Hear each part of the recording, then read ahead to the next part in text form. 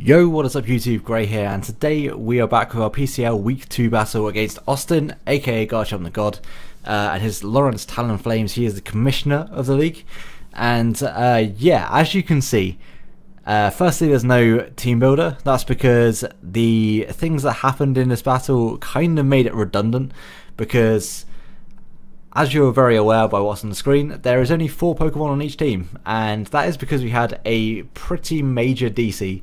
And I say pretty major because we were like 35 minutes into this battle, like 40 turns, and yeah, the Nintendo servers kind of just shit themselves. So yeah, that was great. We had to then sit in the Discord and work out the best way of getting the battle to where it was. So before I start playing, because you're gonna see like us try and recreate the HP levels and stuff as much as possible. Yeah, I would preface this by saying I got very lucky in this battle. Like, certainly in the turns that, like, prior to the DC, I hacked out his Manaphy big time. Like, I crit it on the initial knockoff, which let me know he was Z, and that did like 40% or something to it. After rocks, it came back in, and I used Body Slam with Miltank as he went for Tail Glow, I believe.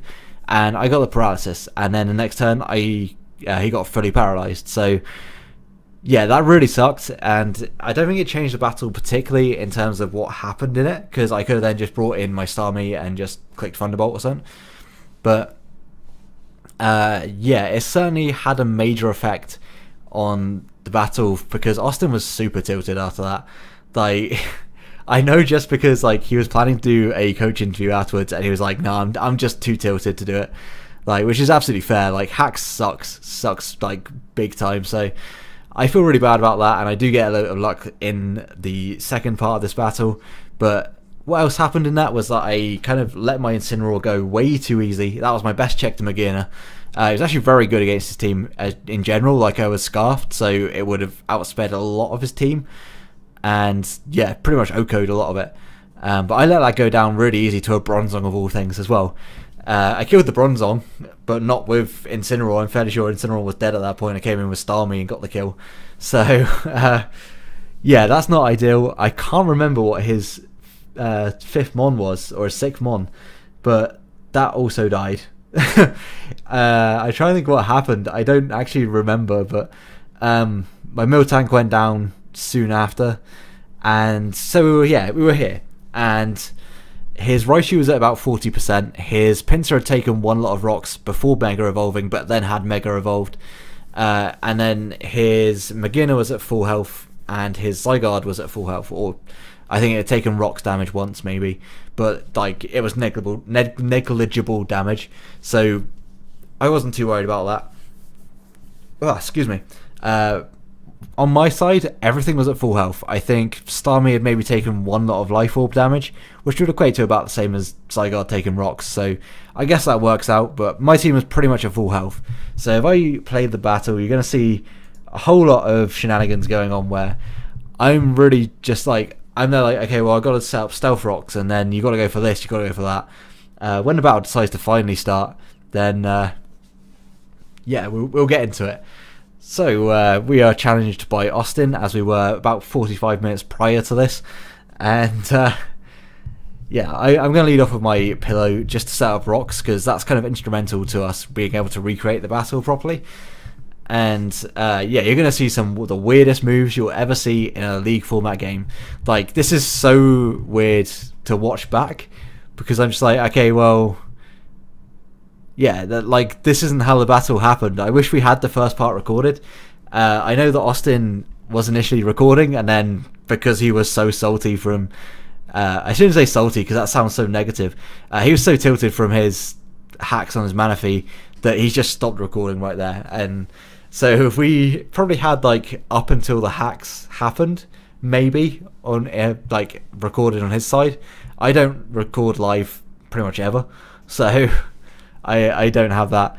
As you can see, that Light Shard does quite a lot of damage. It's quite nice. But yeah, it really kind of sucked that things happened that it did, and it was a pain in the ass to try and recreate this. But once we eventually get into it, the way the battle was going was that his Magina was shaping up to do a shit ton of damage, and if I didn't stop it from setting up, it was just going to beat me. And yeah, fortunately here he has Swords Dance. I was like, oh shit, if he doesn't have any moves, I'm going to have my Pillar Swine take some damage. I think at that point I'd be like, yeah, I'll just let my Narganadal take damage, and then you can swap out, because to be fair, I wasn't too worried about Narganadal. Like, Narganadal was pretty much just there to do damage at full. Do damage to things and not really kill them, I guess. It was just to be a wall breaker. That's the word I'm looking for. Why am I struggling? I guess, I've just been doing the PTL live stream, so I've been talking for about 4 hours. My mind is completely fucked right now. And I think at this point we're getting to roughly where the battle started, so I will start to concentrate on what's happening on the screen. So as you see, I switch out into my Sizzle. At this point in the battle I was already Mega Sizzle, and I went for a Roost, I believe, as he went for Carmine, because I need to be at full to be able to live a Hidden Power Fire. However, the fact that he's Carmine, which he hadn't shown I don't think at that point, that kind of puts a major screw in the plan. So here is where the battle DC'd, as I went for Bullet Punch on his second Carmine, and at this point I can't live a Hidden Power Fire. I had scouted out the Hidden Power Fire earlier in the game just in case, because if he didn't have Hidden Power Fire I kind of just walled this thing indefinitely. But unfortunately he does have Hidden Power Fire, so after the second Carmine I will go down 100% to a Hidden Power Fire, and that kind of sucks. But at the same time, Mega Sizzle, Spadef Mega Sizzle, it took a +2 special attack to actually take me out with that, which is wild. Like, I think even at +2 I took something like 105% from Hidden Power Fire.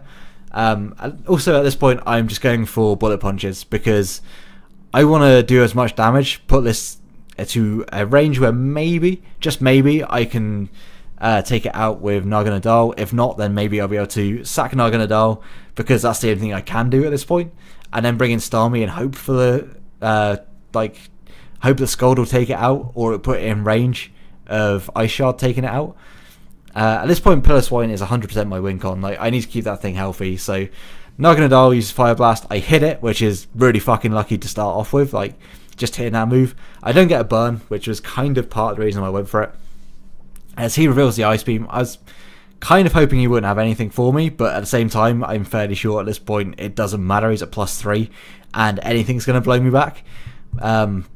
Now he's at +4, so my Starmie is definitely not living a single hit from this, and I've just got to hope that, firstly, Skull does enough damage, secondly, that if it doesn't do enough damage, I get the burn, because it's a major roll for me if on Ice Shard if I don't get the burn. After lefties, I think only like the very max roll would be able to take out this Magina, so that burn that I get there is huge, because that puts it 100% into Ice Shard range, unless he was running like a max defense set, in which case I don't think Ice Shard would, like, it would be a roll, I think, at this point.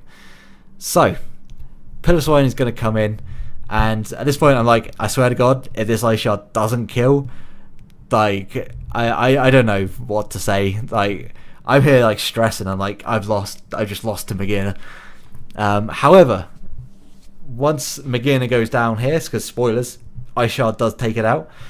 I look at his team and I'm like, okay, well, nothing's gonna be able to take Pillar Swine on. Like, maybe if Ice Shard doesn't kill after rocks, then that's the thing on Raichu.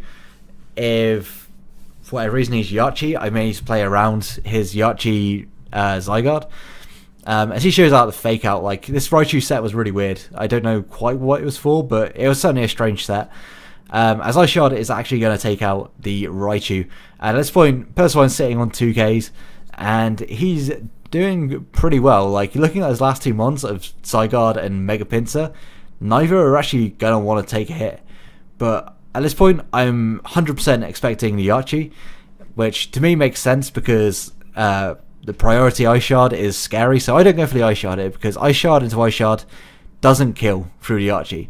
Icicle Crash to Ice Shard does kill, and we miss, and I'm like, oh shit, I need to hit this one, I need to hit the second one, otherwise it's game.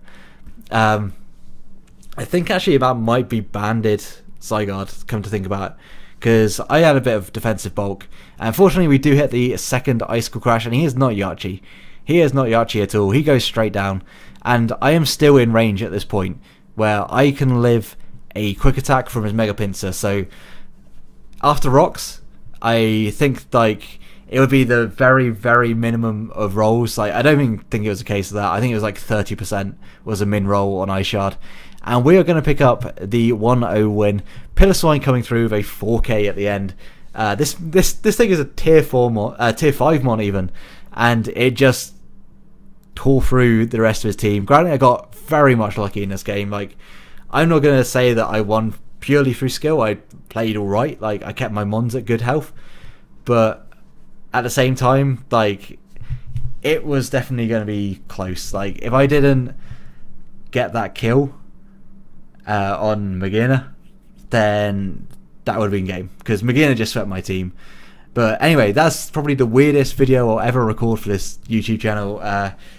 Certainly, I hope to not DC every week. That would be really great if I could not DC. We go up against Drake, aka Shadow, Eevee, and his Sydney Silvales next week.